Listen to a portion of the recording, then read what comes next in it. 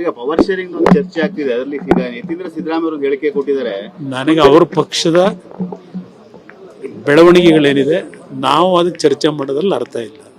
ಅವ್ರ ಪಕ್ಷದಲ್ಲಿ ಅವ್ರು ಏನೇನು ಬೇಕೋ ಅವ್ರು ತೀರ್ಮಾನ ಮಾಡ್ತಾರೆ. ಕೊನೆ ಪ್ರಶ್ನೆ, ಈಗ ಗುಂಡಿ ವಿಚಾರ ಆಗಿರ್ಬೋದು, ಡೆವಲಪ್ಮೆಂಟ್ ವಿಚಾರ ಬಗ್ಗೆ ಸರ್ಕಾರದವರು ನಿರ್ಲಕ್ಷ್ಯ ತೋರ್ತಿದ್ದಾರೆ. ಕೇಂದ್ರ ಸರ್ಕಾರದ ಮೇಲೆ ಸಿದ್ದರಾಮಯ್ಯ ದೂರ್ತಿದ್ದಾರೆ. ಕೇಂದ್ರ ಈಗ ಒಂದ್ ನಿಮಿಷ ಈಗ ಬಿಜೆಪಿ ಮತ್ತು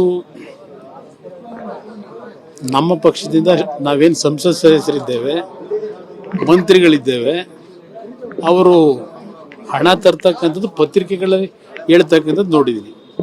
ಈಗ ಸಂಸತ್ ಸದಸ್ಯರು ಮಾತಾಡಲ್ಲ, ಅಲ್ಲಿ ಹೋಗಿ ಮಾತಾಡೋ ಧೈರ್ಯ ಇಲ್ಲ ಅಂತೇಳಿ ಸಿದ್ದರಾಮಯ್ಯನವರಿಗೆ ಕೇಳಲಿಕ್ಕೆ ಬಯಸ್ತೀನಿ. ದೇಶದಲ್ಲಿ ಸುಮಾರು 50 ವರ್ಷ 1983ನೇ ಇಸ್ವಿವರೆಗೆ ಸ್ವಾತಂತ್ರ್ಯ ಬಂದ ನಂತರ 28ಕ್ಕೆ 28 ಕ್ಷೇತ್ರದಲ್ಲಿ ಸಂಸತ್ ಸದಸ್ಯರನ್ನ ಕಾಂಗ್ರೆಸ್ನಲ್ಲೇ ಕಳಿಸ್ತಾ ಇದ್ರು ಅಲ್ವೇ? ಅದರ ಜೊತೆಗೆ ಕೇಂದ್ರದಲ್ಲೂ ಅವ್ರದೇ ಸರ್ಕಾರ, ರಾಜ್ಯದಲ್ಲೂ ಅವ್ರದೇ ಸರ್ಕಾರ. ಅವತ್ತಿನ ಆ ಸಂಸತ್ ಸದಸ್ಯರು ಏನು ತಂದರು?